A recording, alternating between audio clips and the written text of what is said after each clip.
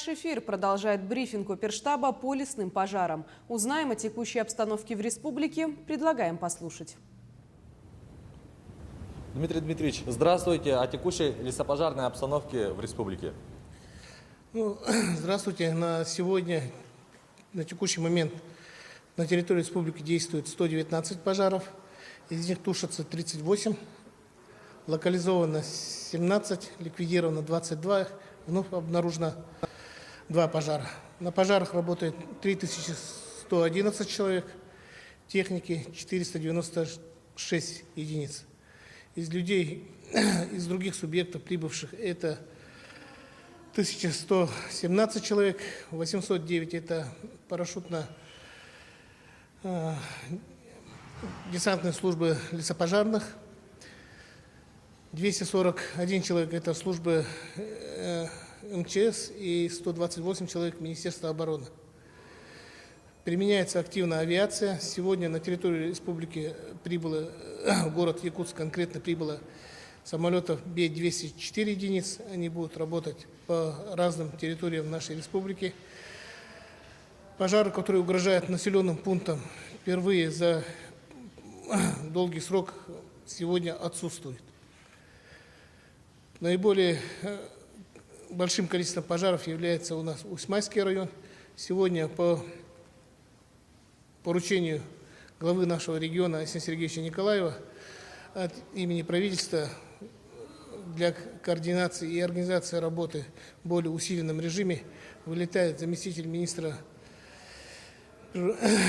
экологии и природопользования и лесных отношений Заровняев Яков Иванович. Спасибо. Это был брифинг оперативного штаба по лесным пожарам, а мы продолжаем.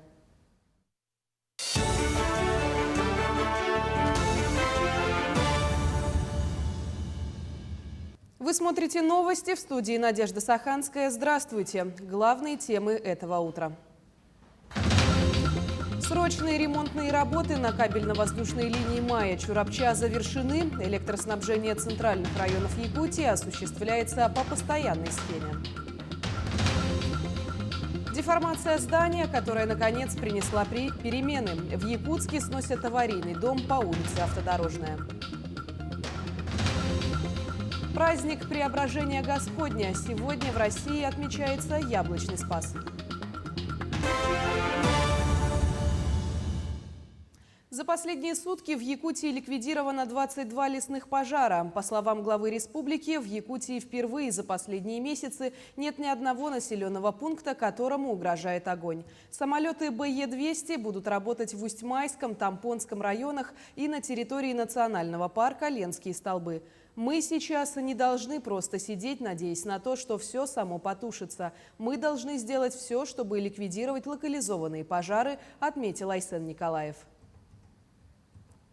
Работники центральных электрических сетей Якутскэнерго полностью завершили срочные восстановительные работы на кабельно-воздушной линии Майя-Чурапча, где в результате природного пожара огнем было повреждено 8 опор магистральной линии в деревянном исполнении.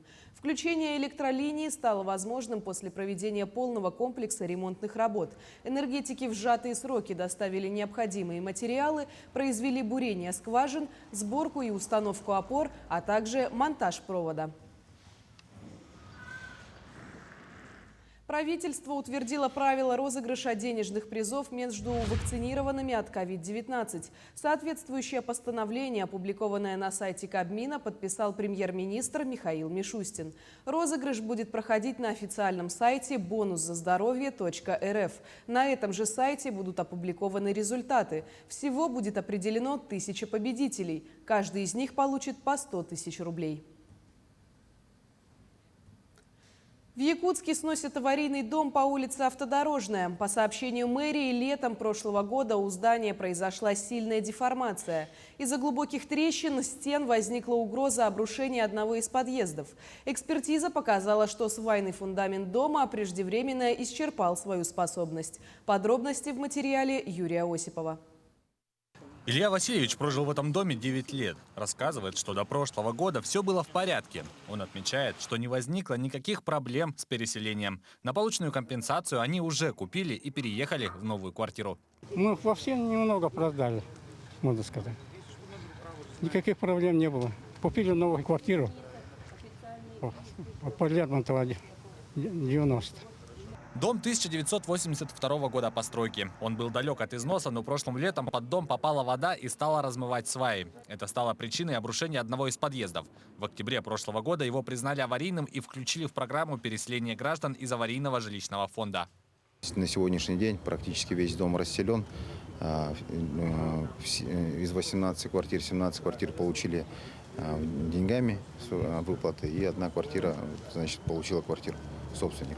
Соответственно, мы сегодня уже приступаем к сносу этого здания. В ближайшее время силами жилкомсервиса данный дом будет снесен. И, к слову, соседние дома все уже мы признали аварийными. Значит, провели работы по проверке несущей способности фундаментов силами Якутпниса. Как сообщили в администрации, с 2019 года процедура признания домов аварийными производится силами муниципалитета. Это намного упрощает и ускоряет процесс. Люди подают заявку, а оплата проведения экспертизы ложится на администрацию города. Прокуратурой города проверена реализация исполнения программы по переселению граждан из ветхого и аварийного жилищного фонда. В целом программа у нас успешно реализована. Органами местного самоуправления проводится достаточная работа по переселению граждан из аварийного жилищного фонда. Удалось переселить 24 аварийных дома. В мэрии Якутска нам сообщили, что в этом году планируется снос 15 жилых домов. На эти цели из бюджета города выделено 14 миллионов рублей. Сегодня уже снесены 3 дома. Юрий Осипов, Георгий Григорьев, Якутск. С 23 августа студентов СВФУ заселят в общежитие. Сейчас студенческий кампус практически готов. За летний сезон проведены ремонтные работы во всех корпусах университета. Например, в общежитии 6Б по улице Каландарашвили, 17 отремонтировали кухни, установили видеонаблюдение и заменили старые лампы в комнатах на светодиодные. В новом учебном году в студенческом кампусе выделено более 6 тысяч койко-мест. Из них около 1660 предоставят первокурсникам. Для того, чтобы заселиться, студенты отправляют через специальный личный кабинет сканы паспорта с пропиской, справки о составе и доходе семьи. Сумма оплаты за койко-место в этом году повысилась и составляет 1033 рубля за месяц. В эти дни в Якутске проходит подготовка участников финала 9-го национального чемпионата «Молодые профессионалы WorldSkills Russia». Сами соревнования состоятся в Уфе с 25 по 29 августа. О конкурсантах и новых компетенциях в сюжете с Аргыланой Неустроевой. В прошлом году финал чемпионата WorldSkills Russia прошел в формате онлайн. Это значительно усложнило не только систему проверки навыков участников, но и само участие конкурсантов. Тем не менее, именно прошлый год вывел Якутию на лидирующую позицию турнирной таблицы. В прошлом году, благодаря нашей сборной команды, Якутия поднялась до 9-го места. В топ-10 регионов мы вошли, да, и получили номинацию «Прорыв года». Это из 83 субъектов. В этом году к участию заявлено 32 конкурсанта, 15 молодых профессионалов и 17 юниоров. Все медалисты регионального чемпионата и уже доказали на деле, насколько высоки их профессиональные навыки. Юная Надежда в свои 14 лет уже имеет небольшой бизнес и базу клиентов. В родном селе девушка занимается сферой бьюти-услуг. А в этом году Надежда завоевала золото республиканского чемпионата WorldSkills. Я уже с детства увлекаюсь.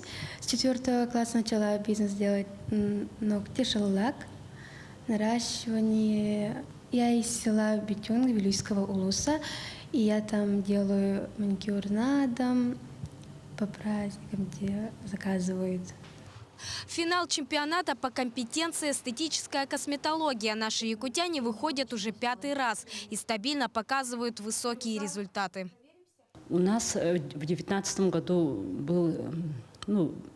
была бронзовая медаль Бронзовую медаль завоевала студентка Лукина Инга.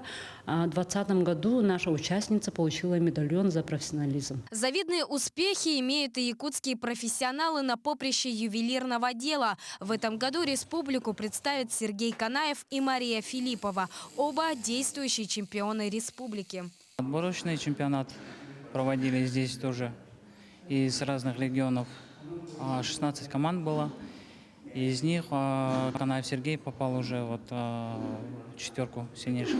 В прошлом году тоже наша выпускница тетина Ляля заняла 2-е место в национальном чемпионате. Участниками финала в этом году станут более 1800 конкурсантов из всех регионов страны. 600 из них юниоры. Экспертное сообщество представит около 2000 человек по 105 компетенциям. При этом, как отмечают якутские эксперты, с каждым годом задание становится сложнее, но наши участники продолжают завоевывать медали. Саргалана Неустроева, Георгий Григорьев, Якутск.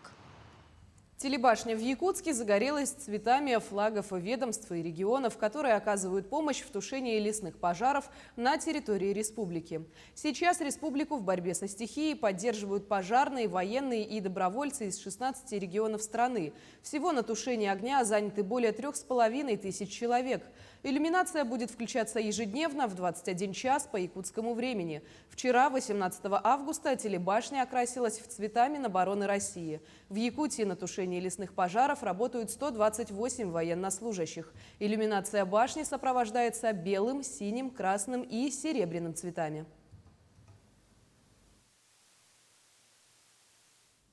Преображение Господне или Яблочный Спас отмечается в России 19 августа. Спас – самый известный из череды больших праздников, во время которых верующие освящают плоды нового урожая. Всего Спаса 3. Они посвящены Иисусу Христу. Яблочный приходится на Преображение Господне. Это одна из 12 самых важных дат церковного календаря.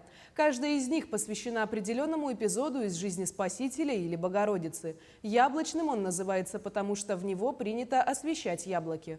Преображение Господне отличается торжественностью. Духовенство в храмах служит в белых облачениях. Это символ фаворского света.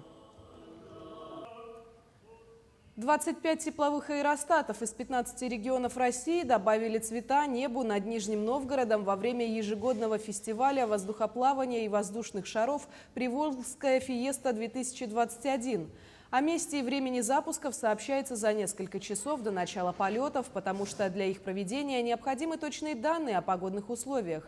Одна из участниц фестиваля, Наталья Баженова, поделилась, что траектория движения воздушного шара во многом определяется направлением ветра. По данным организаторов, Приволжская фиеста-2021 станет самым массовым воздухоплавательным событием в стране в этом году.